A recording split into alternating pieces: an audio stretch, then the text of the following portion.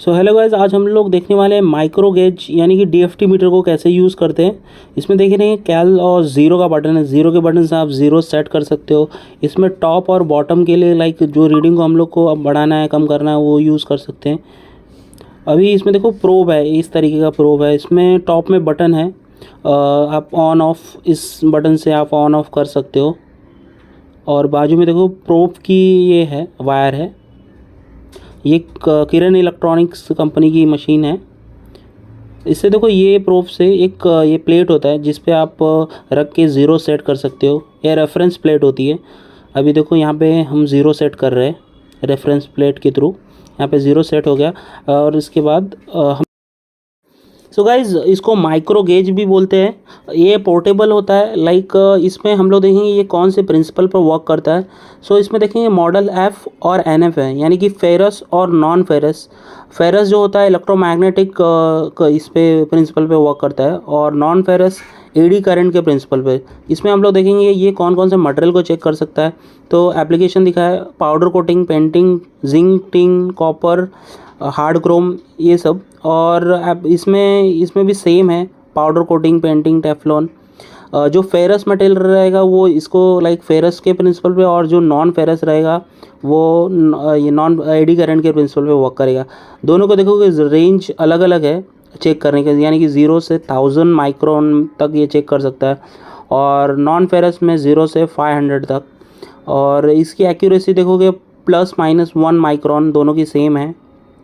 Supply 9 volt का और wait 300 ग्राम का मशीन है ये। सो गाइज बहुत सारे मशीन में हम लोग ने देखा है ओनली फेरस मटेरियल को ही चेक करता है, और बहुत सारे होते हैं जो लाइक नॉन फेरस की रिक्वायरमेंट नहीं होती है उनकी, तो वो मशीन वो नहीं लेते हैं। तो ये इस मशीन में दोनों है।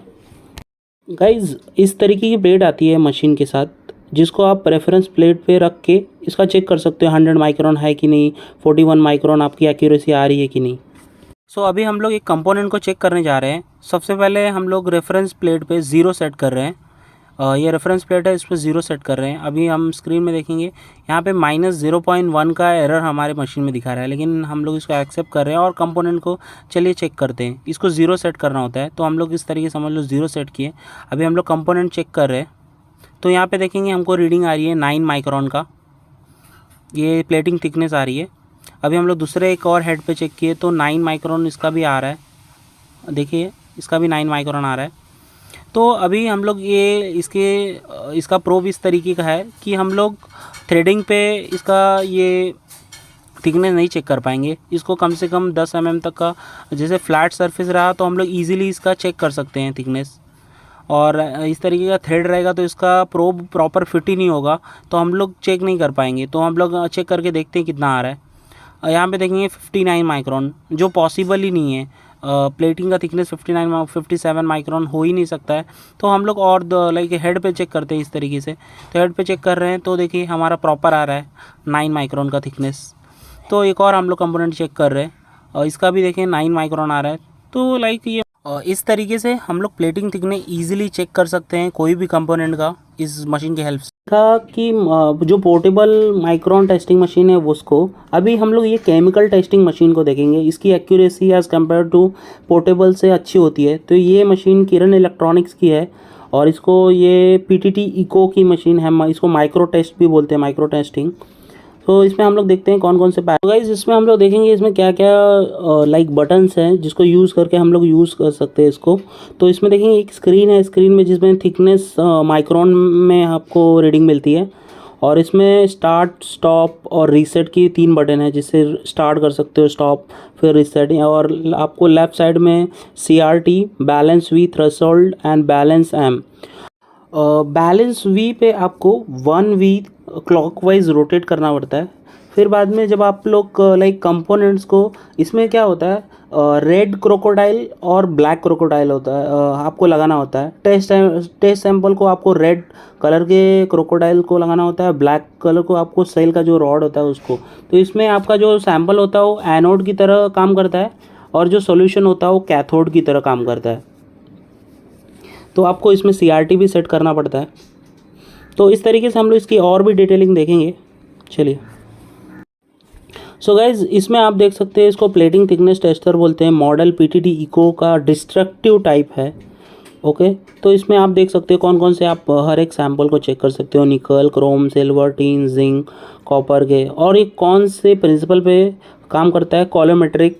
इसकी ये टाइप है डिस्ट्रक्टिव, और मेजरिंग रेंज है 0.1 टू 99.9 माइक्रोन, इसकी रेंज कम है, और रिजोल्यूशन 0.1, और एक्यूरेसी ±2% ऑफ रीडिंग। और आप देख सकते हो मेजरिंग सरफेस क्या है, और पावर सप्लाई 230 वोल्ट और 50 हर्ट्ज़ का, और इसका मशीन का वेट है 3.5 kg। तो ये इस तरीके की मशीन। सो फ्रेंड्स, अभी हम लोग इसकी वर्किंग को देखेंगे, ये वर्क कैसे करता है। तो लाइक अभी तो मेरे पास ये मशीन है नहीं, लेकिन मैं आपको वर्किंग दिखा देता हूँ कि ये वर्क किस तरीके का करता है और इस पर आपको रीडिंग कैसे आती है।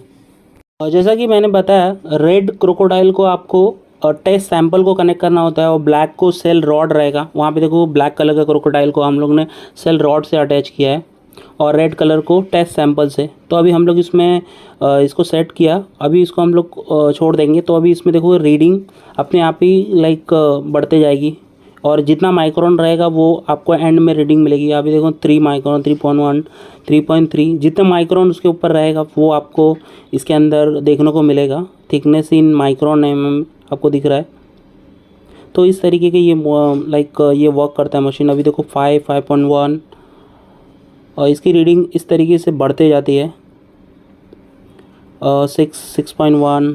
तो आपका लाइक प्लेटिंग पे जितना माइक्रोन होगा वो आपको। सो यहाँ पे हम लोग को 6.5 माइक्रोन आया है हमारे कंपोनेंट का थिकनेस।